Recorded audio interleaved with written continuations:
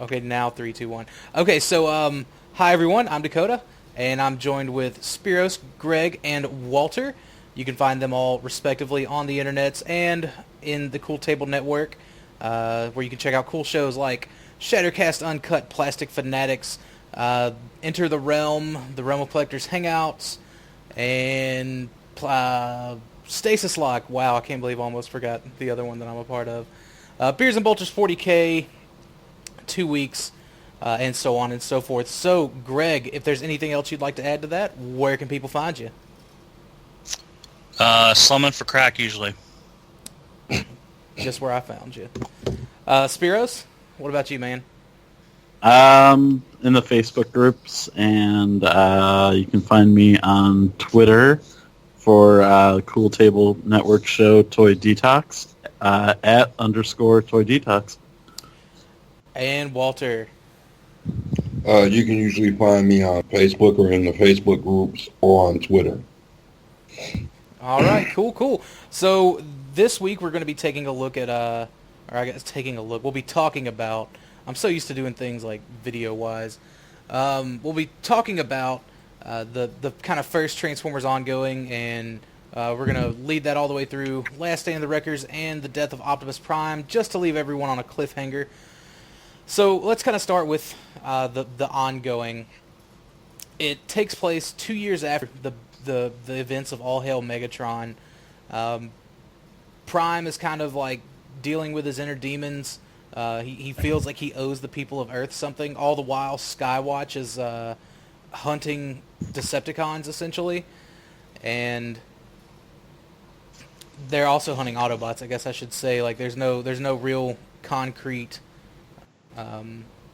like team effort thing going on here between humans and Autobots yet, which we don't like really see for a while. But again, that's definitely for another day. But throughout all this,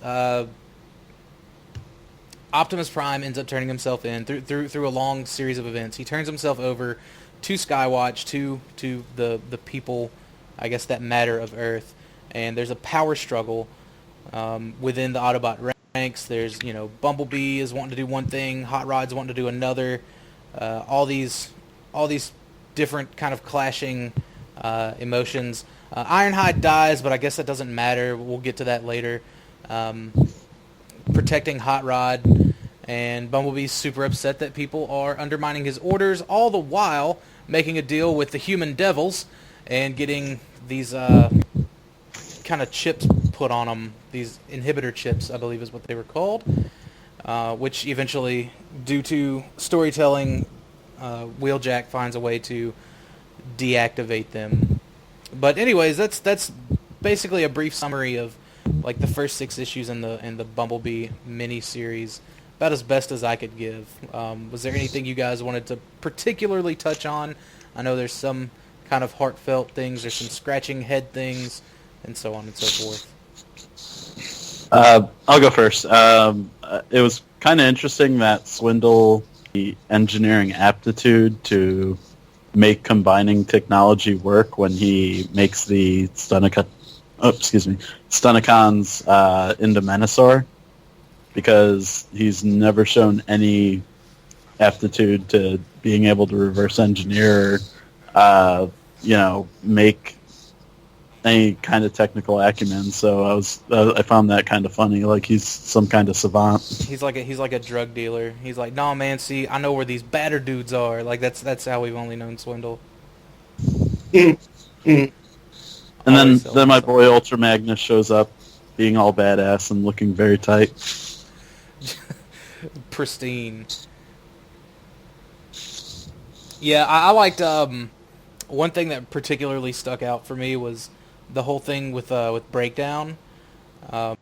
Whenever basically, like, Spike about to kill Breakdown was a trap for Prowl, but I guess he didn't think that maybe Streetwise was there either. But it because Prowl watched them kill Thrust, wasn't it? Watch some police officers like burn a building down with Thrust in it. I think that's what happened. Yep. Yeah, so it was kind of needling at him that these humans, like, he was working it, and we see it in the Prowl miniseries. Like he was like, there's billions of humans, but only 10,000 Cybertronians. One human life doesn't equal. Like it's not. There isn't an equal there. So why should they be able to take the life of a Cybertronian? And I think that's kind of something he was dealing with, like as a internal thing, and that kind of drove him to the point, and that's whenever Spike got him. But I thought it was really funny is Spike took Breakdown because he was a Lamborghini, and like I know like later on he drove him as his like everyday driver, but I just thought that was hilarious. Yeah, I found it funny that Spike is getting tail, and then he comes out of the house and he hops right into Breakdown. Exactly. Which I'm sure he has Breakdown to thank for hooking him up with that. Oh yeah, I mean it was totally free too. Like, get you a government job, boys and girls. You get to drive around alien sports cars. But all while this was going, I mean, like obviously Prowl ended up getting released. Like they were able to work out some sort of deal. I don't know if I'm getting too far ahead of myself here, but I know at some point, some like clones, not really clones, but the little Megatron guns, and like I think Soundwave was kind of distributing those. And I may be getting too far ahead of myself. But like Jazz is killing a person, like whenever they're trying to work in the human relations thing. Killed a human. Yeah, that's right before like chaos and everything like that. So okay, yeah. Probably jumping a little bit far ahead, but anywho.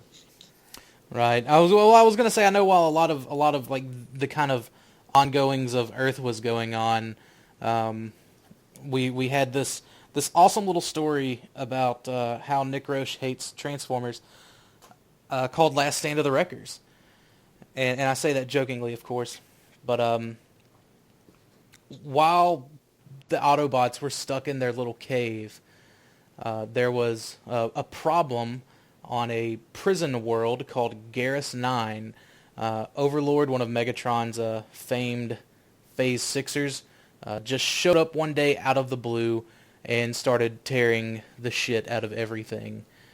And I think, let's see, Fort Max like called for help, in which it didn't happen. But the whole reason like Overlord showed up there was because he was just randomly, I guess, eradicating a planet, and he just decided, this isn't good enough anymore. Megatron needs to notice me. I need him to notice me. Like I'm tired of just being, this. So that's whenever he decides to kind of go against the grain. He goes to Garrus 9. He lets out all the inmates, including Shockwave, and I think he made Grimlock watch as he like tortured a bunch of Autobots, and then finally let him loose, in which Grimlock just kind of turned tail and ran. And that's whenever Prowl finally prioritized it that he needed to call in the Wreckers. And this is a totally new group, and I want to kind of talk about the hardcover edition of Last Stand of the Wreckers, because you do get a little more kind of meaty story, like prequels and all of that stuff. They talked about the green light that you see before you're about to die. And if I'm not mistaken, this was something that was written by James Roberts, and this all came out around the time More Than Meets the Eye was starting to kind of catch its swing. If I'm remembering everything correctly, someone please correct me if I'm wrong. No, it came out prior to More Than Meets the Eye. The hardcover. It actually. Well, the hardcover. Yeah. I know. Yeah. I know Last Stand came out. It came out a couple of years before More Than Meets the Eye, but I know the hardcover with the additional fiction came out. I want to say around 2012. I have it in my hands right here, so you folks talk amongst yourselves, and I'll give you an answer. Wow. Because that's whenever we learn about the the medical facility on Delphi, and But regardless, it kind of shows in that hardcover collection of Last Stand, like how these new recruits were essentially recruited. You had Rotor Storm, who we come to find out was a student of Whirl's, who Whirl, like, super abused, was recommended. Pyro, who was an Optimus Prime wannabe, got his recommendation, like, just from various, like, points on the battlefield, and they always talk about, you see this green ball of light just before you die, and you later come to find out that it's actually whenever Springer's face pops up, giving, essentially giving them the invitation to be a wrecker. Like that's what they're kind of drawing the correlation from. Yeah, they call it the shimmer. The shimmer, yeah. But really, okay. So what's up? Oh, my hardcover that I'm holding here. It says it's the third printing, and it says August 2014. So, and it's like the hardcover with all the prose stories and like the concept art and even the script notes. Right. Huh.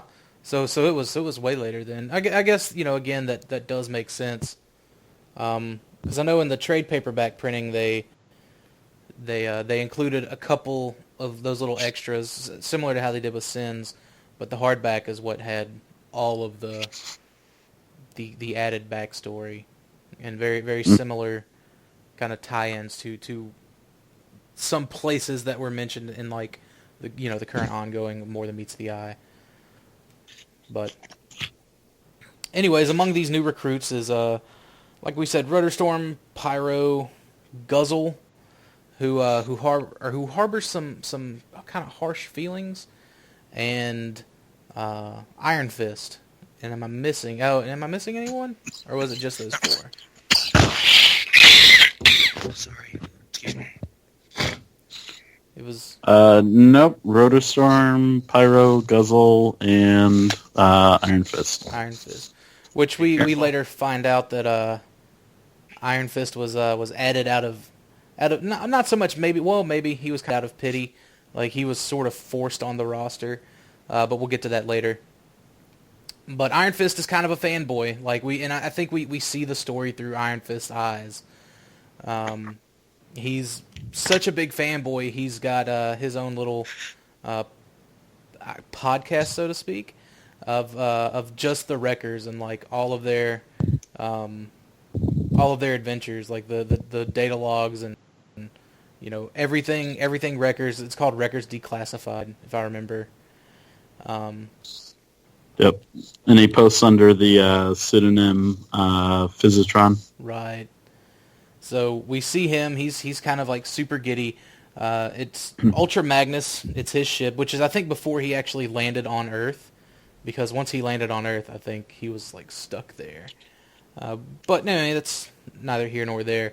But he had Verity Carlo in tow, which I wonder what that was like. And they meet up with the Wreckers. Ultra Magnus lets them know what all's going down on Earth, or not on Earth, on Garrus 9, about how Overlord's taken over. It's like literally nothing but chaos. People are having to fight and die just for his amusement, and it's really bad, and you're all probably going to die. And of course, being the Wreckers, they totally agree to it.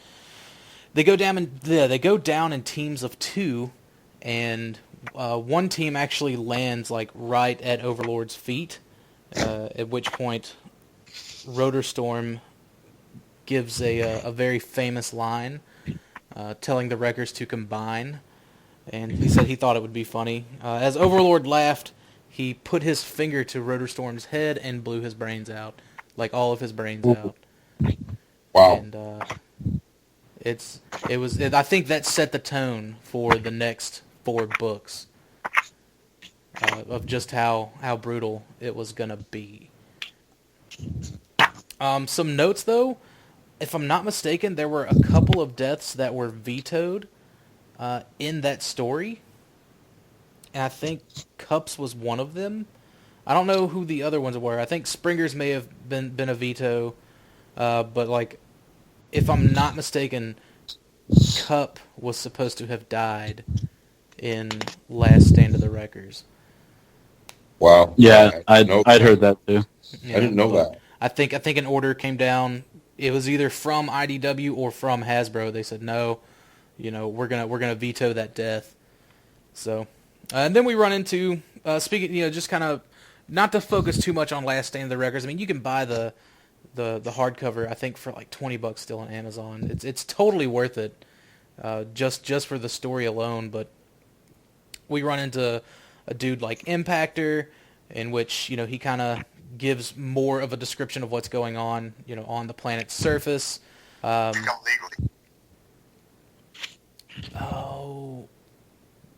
long story short, they end up beating Overlord but not without suffering heavy casualties. Springer has his face ripped off, and then Oh, later wow. on, I think in one of those like follow-up stories, like World tried to. Was this when we found out that World tried to euthanize him? Or did Yeah, yeah. zero point where we get a little bit of Roadbuster backstory, and Right. Who and World. they weren't. And those two in particular weren't present for this attack, or for this story, which I'd like to point out. But go ahead. Yeah, no, that was interesting that they were conspicuously absent, but yeah, World basically doesn't want Springer suffering anymore, which just seems humorous to me, given World's penchant for wanting to end his own life through crazy decisions. Right. So, but I mean, I can't even begin to tell you how much I enjoyed Last Stand of the Wreckers. Just I have a huge soft spot in my heart for the Predators, which were a European exclusive G1 line. So like the first thing we see is Garrus 9 falling, and you see Skyquake, who I was really hoping there'd be some meta joke about gold plastic syndrome with Skyquake. But unfortunately there wasn't. But I mean, Overlord's entrance and the Decepticons are all freaking out, which just it starts building the legend of Overlord right away. And he's like, "Hey, who's in charge?" And Skyquake's like, "No, I'm in charge." And Overlord just dispatches him. And So who's in charge? but one little Easter egg that a lot of people might not have noticed in the page with like the Decepticons running amok, you see a Decepticon jet decapitate two Autobots that are green and orange, and I believe that was a tongue-in-cheek reference to Skids and Mudflap from Revenge of the Fallen. Oh my god. Yeah, it makes sense. Because this was 2010, wasn't it? So this was after Revenge of the Fallen. After that Yep. masterpiece. Yeah.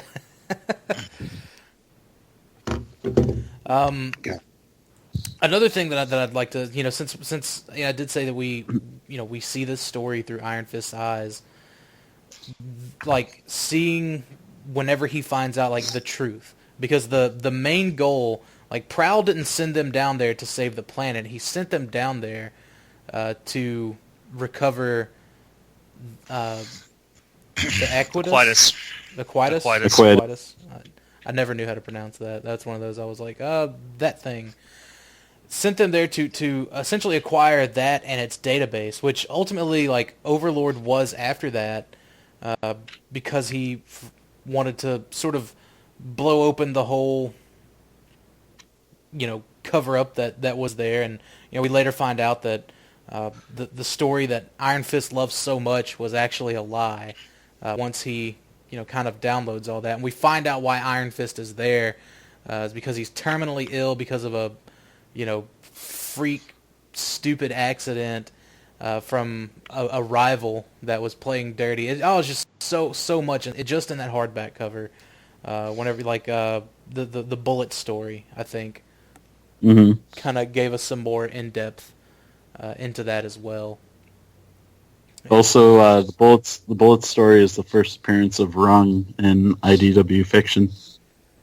He was one of the main characters in the IDW universe right now. Was introduced in a prose story with no art whatsoever. So okay, quick question though, because I know we'll kind of cover that here.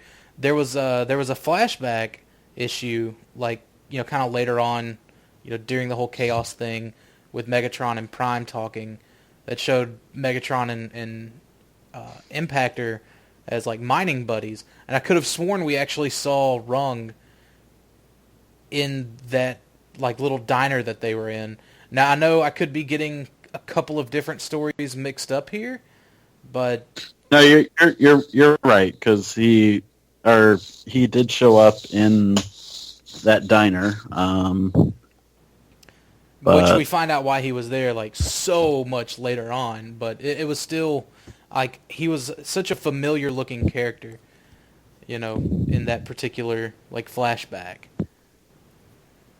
But yeah, and I believe the bullet story was actually introduced in the very first trade paperback when it was a soft cover. So I may be wrong. It's been known to happen every once in a while. But I believe that was the first appearance of Rung in the fiction. so, Spiros, overall. you're telling me you're frauding all of us? Are you frauding us? I might be. I might be. I mean, you know, it's that's what I'm sticking to. And you know, if you want to drudge a proof that I'm frauding you, then by all means. I'll put it everywhere. Something I do want to touch on is the artwork in this, though. This was definitely a. I think Josh Burcham exclusively handled the colors on this. Like there were some instances of artwork by Nick Roche and who was the other line artist? And I feel so bad that I can't remember it. Guido? Was it Guido? No, I thought it was... Nick Roche. I think Nick Roche handled art duties for all of Last Stand. No, he did it for Sins, but now I got to look it up. But I could have sworn because Nick, I think, draws his Autobot symbols where like Burcham had to digitally put some on other characters that are in different various. Okay, looking at images. looking at the hardback here, pencils by Nick Roche and Guido Guidi. Okay. Okay, yeah. Figured. All right, that's Water is right. there. We go. Don't doubt water. That's Sucker. why. But yeah, and see, I didn't know if it was Guido Guidi or if it was like Casey Collier or something like that. But cool. But anyways, with the Burcham's colors on this were just fantastic. Like always red, which kind of like helped portray that like this is a nightmare story. Like this is nothing ends well in a movie where the sky is always red. You know what I mean? Mm-hmm. So, did anyone else have anything they wanted to add to Last Stand of the Wreckers? Character developed with Overlord. They made him sick and sadistic. Right. Yeah, Oh, go ahead. Oh, no. I'm sorry. I thought you were done. I apologize. No, you continue. Yeah, they made him sick and sadistic and, how can I say it, and intelligent. He has the mind of Lex Luthor and the sickness of the Joker. I'll go as far as that. Yeah, you're definitely not wrong. But Yeah, definitely. Go ahead. I was going to say, I mean, this is definitely an instance of where they took throwaway characters, not throwaway characters, but like little-known characters, like European characters, like the Predators and Pyro and Rotor Storm. You know, I mean, Overlord. I mean, Japanese characters that like weren't popular necessarily outside of the country. I mean, obviously people like Victory and things like, or Master Force, excuse me, but turned them into like major characters, like they would later do with Swerve. Right. They went from having one line in all of G1 to never shutting up. Oh man, I cannot wait till we talk about More Than Meets the Eye, because like I'm in the process of reading that again as well. And I was reading one of the pro stories from like it happened after the whole like bar incident, and how Swerve sat up and talked to Rung for 147 straight hours, or something like that. Anyway, I mean we're getting like super far ahead of ourselves, but yeah, everybody. I'm going to go back to Overlord for a second. First, what they did was a magnificent. I can't pronounce it. A good job with him. They just made this dude into one badass, and yeah, I don't give a damn. I'll kill you there on the spot and laugh in front of your face about it. But what makes him sick, sadistic? Who can mess with him? Really, nobody. Unless it was Megatron. Something like, while we are talking about Overlord and his character, the whole realization whenever he kind of found out that at this point in time, due to the ending of All Hail Megatron, everyone thinks Megatron's dead. So the kind of, I can't remember who it was that delivered that line to him, but he was like, "You're doing this for nothing," like just kind of mocking him, like, "You're doing this so Daddy recognizes you, but Daddy's dead." It was Impact. I thought it was Verity. It was Verity. Oh, it was Verity. Yeah, that's right. And he's like, he died not even knowing who you were. Wow. Just so savage, man. I wish she would be in more stories, honestly. I want a Verity figure. Yeah, for real. I'd like one that was like exosuit Verity. You know what I mean? Like there's plenty of like the female motorcycle like toys out there. They could make it happen.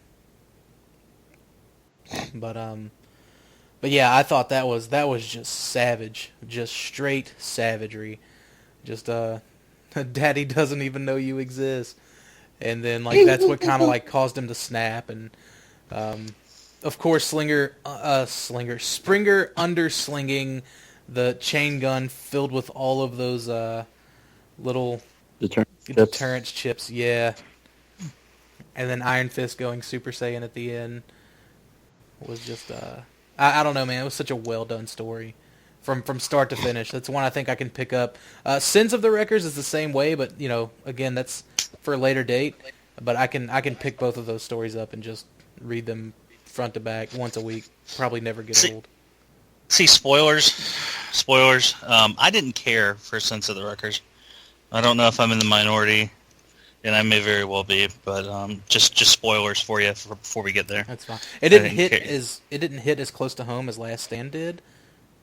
Like, I wouldn't say that they're they're equals. Like Last Stand, I think is totally better, but I did like Stand definitely for what it was. And to our listeners, just want to let you know we may be having open call for someone else on the show because Greg is in the minority. Wow. That's fine. I'll just start my Sins of the Wreckers blog. And I'll just go around to all the groups. Yeah, I'll go to all the groups and be like, I have proof. This is the worst story ever. Proof. Hard evidence. I have conviction. And I have screenshots. And a single-minded determination. Man. But hey, the artwork during the Pova battle, the one where it was the Wreckers versus Squadron X, the colors are just awesome. Like the gritty, dark tone of it all. Yeah. Squadron X, like that's what we need toys of. I know we got that Bakan toy that was a recolor Cyclonus, but I mean I would much rather prefer actual like original toys. But I love the moment that Impactor like snaps after Prowl tells him that You have to they don't release have them. jurisdiction. Yeah, you don't have jurisdiction on that planet, and then Springer's face when he sees the aftermath. God, there's so much good art. I could just go on like about it. It's very Wildman-esque. Like Andrew Wildman, who did a lot of the Marvel art for the G1 series. Speaking of that particular the planet Pova, a little kind of little nugget of fact, that Pova point of view, and how it changes, how we first see it. It's the wreckers being all heroic, and Springer's like, no, Impactor, it's fine, I'll just disable my pain sensors and you can just shoot right through me. Yeah. And then seeing like the truth of what that was really like, Impactor was like, fucking bite down on this kid, this shit's gonna hurt. Bite down. Wait, no, don't. Oh, dude, it was it was intense. And then, like you said, finding out that they didn't have jurisdiction, and how they were all tied up. And then, kind of going back to, I don't know if it was Bullets or if it was 0 Point. It was one of those added pro stories. Like a couple of the members of Squadron X were like, they were about to retire. That was like their last day on the team or something like that. And Impactor just, he made sure it was. Yeah, like happy retirement. And then we see more of like, after Impactor did that, whenever he went on trial, or it may have been before he went on trial, like you had Roadbuster and pretty much everyone else that was there, like coming up to Springer, like, man, we didn't know he was going to do that, but I think you'd make a great leader. Like they all, kind of in succession came to him at separate points, kind of making him believe that they were just doing it to do it, like out of the goodness of their heart. Like when they knew, like I think Roadbuster totally knew what Impactor was about to go in there and do. Yeah. So, just a great story. I just want to say that any third party or perhaps Hasbro product that is based on Last Stands of the Wreckers guzzle, I hope it has a feature that it comes apart at the waist, so that you can yes. you can recreate the scene where Overlord is tearing him in half. If that happens, like I have to buy a Carnifex. Like I was gonna settle for the Hasbro for the Titans Return Overlord, but if a guzzle that can separate at the waist happens, it's gonna be Carnifex all the way. Well, little Latin lesson for y'all. Carnifex means butcher, which is appropriate given Overlord's Workshop. workshop. Dude, just the way he did Fort Max just had him mangled like. Oh no! Oh, super brutal. Like had his eyes like in all Clockwork Orange style. Yeah. Sticking too. That was, I think, and I want to say it was in Last Stand of the Wreckers. I'm trying not to get my facts between Last Stand and Sins mixed up, but whenever Nick Roche was talking about like drawing some of the panels and how he was laughing hysterically, I want to say it was whenever he drew, was it Topspin dying, or it was Rotor Storm's death. I wish I could remember which one it was. But he had made the comment somewhere that one of the gruesome deaths that he had to draw was just like he couldn't stop giggling the whole time. Oh. Someone who enjoyed dark humor. I don't know. I thought it was funny. What's wrong with you, Dakota? No, nothing's wrong with me. I'm a Transformers fan. Jeez.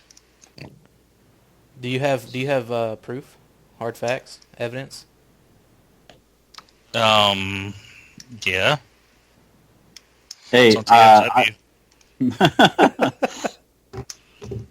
Man, I really want I want an updated, what's his name? The Predator with the giant missile on his shoulder. Stalker. I really want an updated toy of that guy. Like, I just love his design for some reason. Probably because when I was a kid, I vacationed in Greece, and that was the time that the Predators were out in stores. And I got my first international Transformer, and it was Stalker. Nice. And I still have all his accessories, like in a little Ziploc baggie. And every time I come across it when I'm going through boxes, I inspect it to see if it's crumbled into gold dust. And it still hasn't. Well, you have to try to attach them to the other ones. I think that's how the breakage happens, right? Yeah, probably. Vacationing in Greece, though. Money bags. Yeah, definitely not bags. I hear you, man. Well, if no one has anything to add to Last Stand of the Wreckers, I think we've all, like, kind of verbally made love to it. So. Verbally? Wow. Well, I mean, it's not like we can all just get in physically. I mean, I'm still trying to get my book open. so many miles apart. I'm still trying to pry it apart. All right, do you guys want to talk about Infestation, also known as Transformers: The Gathering? There was something that happened in it that was important with the whole Cup thing. Yeah, that's the only thing that's important to that story is like Cup. Okay. Zombie. Do you want to summarize it or? No, man. By all means, I've done enough talking tonight. Okay, so we're on Earth. Anyways. We're on Earth, and a mysterious ship crashes in Vegas, I believe, and out pops Galvatron, Scourge, Cyclonus, and a mysterious new female Transformer. And a bunch of zombies just, come out of the ship. So come to find out, the mysterious female Transformer is, and I'm not making this up, a zombie vampire from another dimension who is an avatar for the Devoid, which is some mysterious evil presence from the dead universe. And things happen. Optimus Prime is there, Cup's there, and Cup saves the day and gets thrown into the distant past of the dead universe with a bunch of zombies and sweeps. And that is the contribution of Infestation to the Transformers continuity. Like, this wasn't at a time at all when Marvel Zombies was popular either, so don't go make those conclusions. Yeah. Yeah. I'll say it again. Vampire, zombie, shapeshifter. Let's see. Walking Dead, True Blood. I don't know, man. It's I did not really care for this. And this is probably why, like, I thought this was kind of silly because, they vetoed Cup's death. Like, after this point, like, I just assumed Cup was dead. I mean, obviously he was thrown into, the past of the dead universe. And we kind of get our introduction of the Devoid. And the role that is about to play in this kind of final, big act. But it was just ridiculous. I didn't care for it at all. Yeah, and one thing to note is Infestation was across every book that IDW put out, with the exception of G.I. Joe. Yeah, Star Trek, G.I. Joe. I don't think My Little Pony got any zombie ponies. No, they did. I'm sure that would have been an interesting series. Like, I was reading Infestation. A buddy of mine, he's really into Magic the Gathering, so you can probably see him at HasCon this year. I was reading it because he was just over at my house, like, and I never really got into Magic the Gathering. If you're into Magic the Gathering, that's cool. it's just it's not for me. Like I had Yu-Gi-Oh growing up, close enough. But I was reading it, and he just started like he was like, oh hey, that's started like making the correlations between the vampire zombie lady and one of his Magic the Gathering cards, and I was like, oh, and that's at that point in time I didn't know that Hasbro. I don't know. Do they own Magic the Gathering or? Yeah, they do. Okay, yeah. See, I had no idea about any of that at that particular point in time. I was like, that's weird, and just kind of kept on reading it disappointingly, especially after Cup was tossed into the dead universe. Okay, and it also sets up the Galvatron, Cyclonus, and Scourge are back in the main storyline. Yeah, let's see, because I know like at this point this is where Galvatron starts to play a pretty big role, because this is, well, maybe not necessarily at this point exactly, because we get the Transformers the international incident that goes on, and that's like which has one of my favorite scenes ever. If you want to like head up that too, like this is whenever like the various countries like have their own Transformers, right? Yeah, more or less. The Autobots have their partnership with Skywatch, and the Predacons the Combaticons. Yeah, the Predacons are with China, and the Combaticons are with North Korea, and International Incident. Wow. International Incident opens with the Combaticons entering the DMZ between North and South Korea. For those who are not savvy on acronyms, that's Demilitarized Zone. And they basically blow through the South Korean border, and their North Korean ally, a dictator named Kim Jong-do, which has no relation to any real life militaristic leader. He comes in and they capture South Korea. So Skywatch asks the Autobots to intervene and go fight the Combaticons. And stuff happens, and Rampage delivers the single best line of dialogue through all the ongoing prior to the split, where he says, "Your skirmish is getting dangerously close to the borders of the People's Republic of China. May her people last 1,000 years." Dude, that was hilarious. I really did. That was the one thing that really stuck out for me. If I didn't make it obvious, like that was when the Predacons were in China, right? But yeah. So, but I mean, at this point, the humans were kind of getting a very resourceful in being able to kill the Transformers, and there was no, real leadership there, because most of your A-listers were, Megatron presumed dead, Starscream, Soundwave, whoever else could fit inside Astro Train, I guess. Shout out to the '86 movie. Oh. So, Triptychon. All the combiners. Pretty much. Unicron. Yeah, dude. So painful. That was funny with Predaking. That was funny. After the international incident thing, like that was the Revenge of the Decepticons story arc, in which we see Megatron has been kind of brought back with a newer, seemingly indestructible body.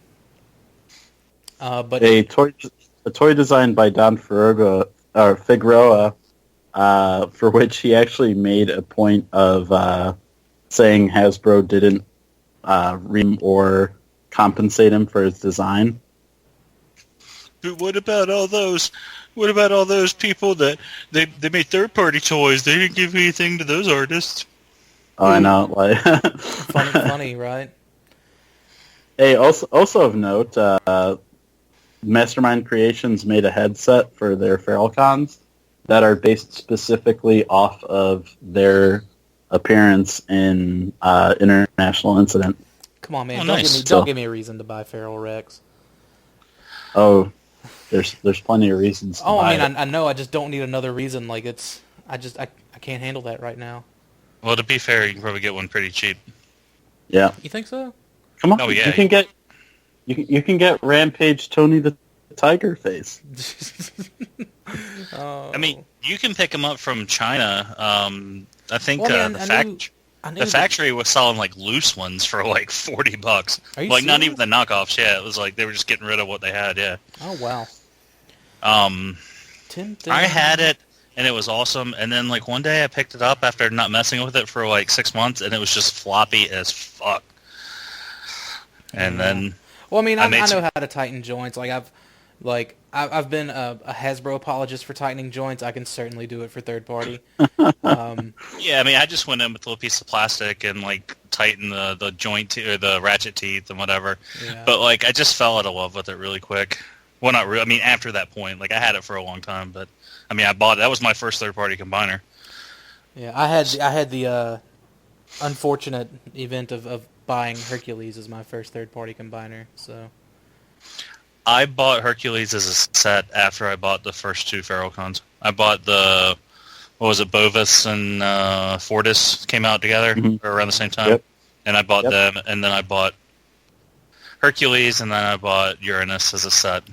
I will say though that the Mastermind Creations Predacons, like whenever the whole Predaking War was going on, those were definitely my favorites. They really knocked it out of the park. I haven't got you yet. Back in the heyday of my team's better than your team. Dude. I better not have any Ares fanboys coming in here talking smack about my fail Rex. Man, Ares, that thing is fucking terrible. Like Well, I don't dude, remember Razor Claw having dog penises on his shoulders. Do you? Because that's all I can see when I look at that thing now.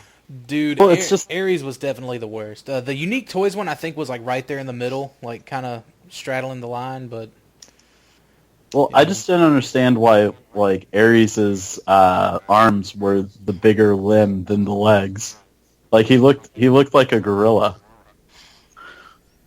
In my like opinion. normally as a Beast Wars fan I can get behind that, but you're right, it was pretty atrocious. Talk about a company making fucking strides, though. Unique Toys, man.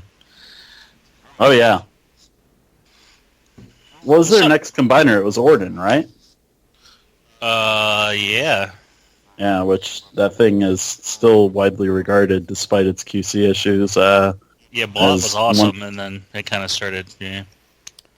And that and the fact that the arm joints we're getting so off topic.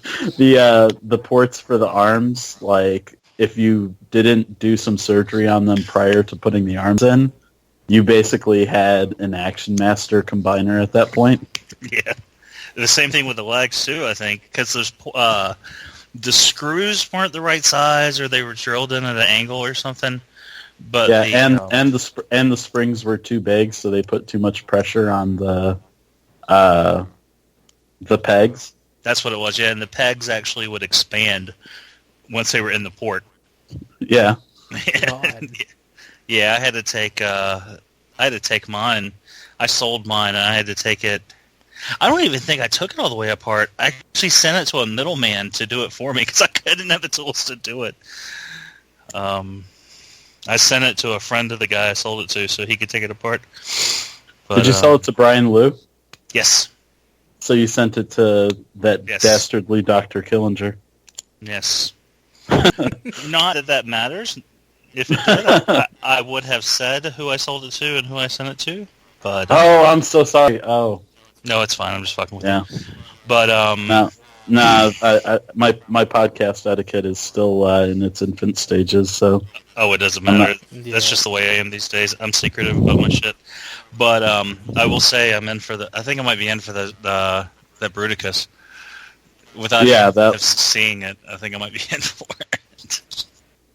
I think I am there too. I just when I get my little situation cleared on up, I think I'm gonna get that. And I never fully had a Predacon set yet in my life, so I think I'm not getting it. Nice. Yeah, I think we can talk about toys for a minute. Yeah. Let's take a break, guys. Let's talk about toys. I mean, they can. Let's be honest. The unique toys Bruticus is supposed to be, I think, between 17 to 18 inches tall, which is the size of that knockoff, oversized Warbotron that everybody was so in love with. So that makes it a little bit bigger than that than C-Dub Devastator. Yeah. Mm-hmm. I think that's decent. I mean, especially like compared with Constructor, they're supposed to be the same height in the cartoon, but I can give Constructor an inch or two because he's got a 6-spot. So I don't know. No, I mean, I like if I had unlimited resources, I would be in on everything probably. Yeah, I definitely am not in on everything, and I definitely do not have unlimited resources. No, and I know. I'm just saying. do I have to buy you a jump to conclusions, Matt? Greg? I didn't say you were. I was agreeing with you. Well, you should me something because my birthday's in a week and a half, fucker. Oh, okay. I should have known that. It's only the right thing to do. Yeah. God. So, Baldwin bought me a Marvel Legends figure today. What are you gonna do for me? I don't know. Maybe I'll Uber up to Ohio and surprise you. Give me a free Uber ride. Hey man, I drove over 1,000 miles just to say happy birthday and give you a free ride wherever you want. And then you're gonna fucking charge. The app's gonna. I'm gonna get a notification from the app for like 14 grand. I took Lyft the other day. I took Lyft Sunday. We went and saw the Pixies, and I took Lyft, so I'm sorry. But, man, we got fucked. Greg, you took his gerb. It was $14 there. Like, we went downtown, $14 with a $5 coupon or 10% coupon or something. Like, that was fair. They fucked us. I guess they have a fucking surge fee, too, or whatever the fuck they call it. It was Sunday night at, like, midnight. And, like, there wasn't shit going on downtown except for that fucking Pixie show letting out. And we got home, and Kit got the bill on her app. It was, like, $40 fucking dollars. Yep, they're like, 300%. Let's do this. Yeah. I would have fucking walked. I would have taken a damn bus had I known that. But, whatever. Anyway. So, Star Wars. Megatron gets his G-Creation GT2 leader body. That's what I'm going to call it. Not the stealth bomber, but that's the bomb. Oh, that's okay. That's not the bomber. Yeah, that's the bomber. Yeah, it was a good Hasbro toy. I don't care what anybody says. I like that thing. It was too small, but yeah. Yeah, it suffered from Hasbro's, mini-itis. Like, hey, we're coming out with an Orion PAX. Let's make this Megatron small. Brilliant.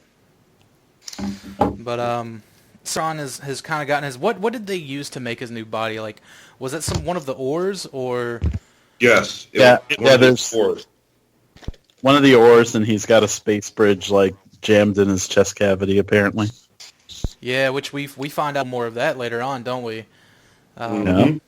Foreshadowing in a sexy way. Ooh.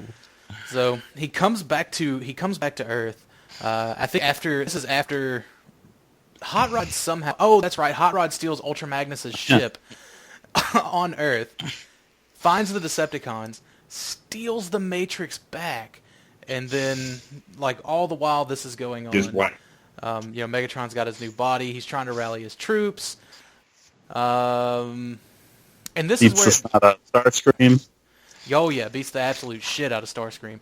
This is where I think that Megatron Spotlight book is really out of place in like Phase 2, because like that kind of shows what all this is, essentially.